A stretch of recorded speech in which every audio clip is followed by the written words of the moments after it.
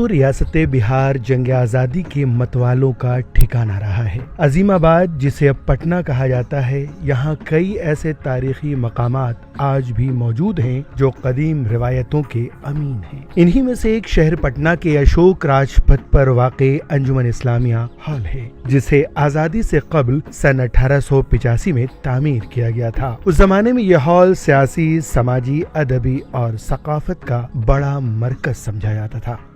इसी अंजुमन इस्लामिया हॉल से महात्मा गांधी, मौलाना अबुल कलाम आजाद, खान अब्दुल गफ्फार खान और जयप्रकाश नारायण जैसे बड़े सियासी रहनुमाओं ने जंग आज़ादी की सदाएं बुलंद की थीं। आज़ादी के बाद तक अंजुमन इस्लामिया हॉल की शनाख्त एक तहरीकी मकाम के तौर पर रही, मगर आहिस्ता आहिस्ता यहाँ मुख्तलिफ दीनी, सियासी व अदबी प्रोग्राम्स व शादी ब्याह मुनक़िद होने लगे। मुसलमानों की तहजीबी, सकाफती और सियासी जो है आमाजगाह रही है, और यहाँ से यहीं से जो है उर्दू का भी जो है बिगुल फूका गया। सालार उर्दू अलहाज गुलाम सरवर हों, चाहे वो अब्दुल मुगनी साहब हों या कोई और हो, यहीं पर अब्दुल मासूम शर्फी असीर साहब जो है वो उर्दू के लिए पहली मरतबा भूख हड़ताल भी उन्होंने किया था। और तरह तरह की तारीख जो है इस अंजुमन इस्लामिया हॉल से है।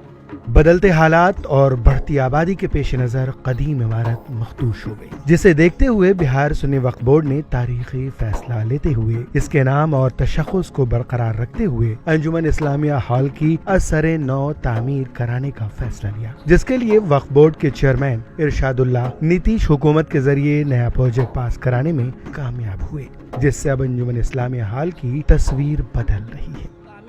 नौ जो हो रही है अंजुमन इस्लामिया हॉल की, इसमें इन तमाम चीज़ों की रियायत की गई है, चूँकि इसमें सेमिनार हॉल भी हैं, कॉन्फ्रेंस हॉल भी हैं, शादी हॉल भी हैं, कम्युनिटी हॉल भी हैं, और उसके अलावा मुख्तलिफ़ पर्पस के लिए, मुख्तलिफ़ प्रोग्रामों के लिए इस अंजुमन हॉल का इस्तेमाल किया जा सकता है। चूँकि वहाँ पे PMCH नज़दीक में है, तो बहुत सारे मौक़े पे लावारिस लाशों की का जो ये कफन और उसको गुस्ल देने का जो मामला रहता है, ये बड़ा पेचीदा हो जाता है। तो इस हॉल में उसका भी व्यवस्था किया गया है, इंतज़ाम किया गया है कि अगर कोई ऐसी लाश होती है जिसको गुस्ल देने और कफन देने का कोई इंतज़ाम नहीं है, तो उसका इंतज़ाम वहाँ रखा गया है। नई तामीर होने वाली अंजुमन इस्लामिया हॉल की जो बिल्डिंग है, इससे हम लोगों को ज़्यादा से ज़्यादा फ़ायदा होगा, और जाहिर है जो आसपास के लोग हैं उनको भी फ़ायदा होगा, और दीगर लोगों को भी इससे ज़्यादा से ज़्यादा फ़ायदा। नीतीश हुकूमत की जानिब से जारी 50 करोड़ के खतीर रकम से अंजुमन इस्लामिया हॉल को अब एक बड़े रकबे पर असर-ए-नौ तामीर कराया जा रहा है। चीज़ तो बहुत अच्छी बनी, बहुत खूबसूरत भी है, बहुत अच्छी भी है, मिसाली चीज़ है। असल इससे कितना फ़ायदा होगा, मामला ये है। तो इस सिलसिले में इरशादुल्लाह साहब से मेरी बात हुई थी, तो हम लोगों ने कहा कि आप बिल्डिंग तो आपने बहुत बड़ी बनाया है, ज़बरदस्त बनाया है।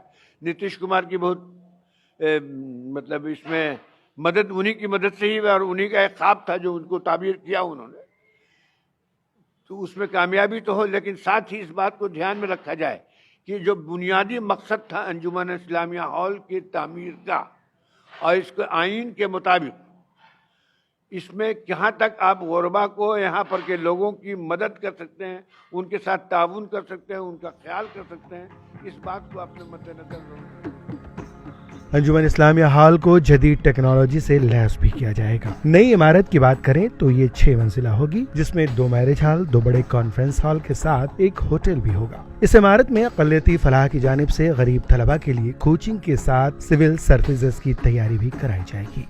नेज़ लावारिस लाश को नहलाने व कफन का इंतजाम भी यहाँ किया जाएगा। मकामी तौर पर लोग इस इमारत के बनने से काफी खुश नजर आ रहे हैं। साथ ही वक्फ बोर्ड के चेयरमैन से मुतालबा किया जा रहा कि जदीद इमारत बनने के बाद गरीब और मजबूर अफराद की शादी ब्याह के लिए यहाँ खुसूसी रियायत दी जाए, जैसा कि अंजुमन इस्लामिया हॉल के उसूल व ज़वाबित में दर्ज है।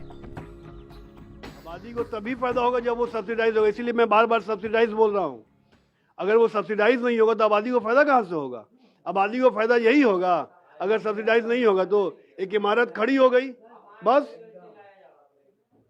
अगर सब्सिडाइज रेट में उसको नहीं दिया जाएगा, उसको यही फायदा होगा कि इमारत खड़ी हो गई, अंजुमन मेरे बगल में, बस, और कोई फायदा नहीं होगा।